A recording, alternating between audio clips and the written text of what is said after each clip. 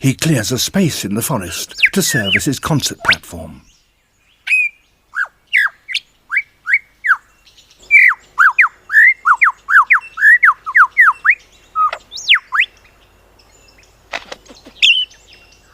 To persuade females to come close and admire his plumes, he sings the most complex song he can manage, and he does that by copying the songs of all the other birds he hears around him, such as the kookaburra.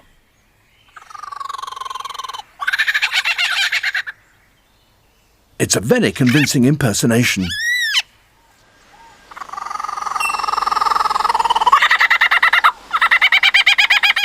Even the original is fooled.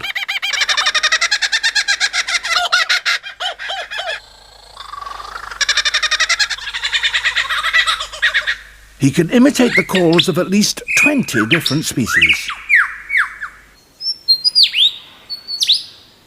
He also, in his attempt to outsing his rivals, incorporates other sounds that he hears in the forest. That was a camera shutter.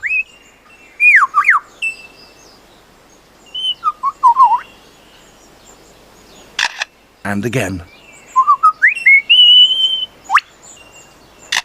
And now a camera with a motor drive.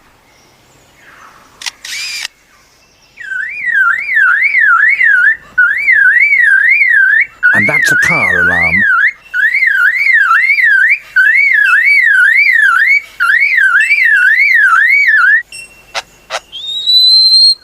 And now the sounds of foresters and their chainsaws working nearby.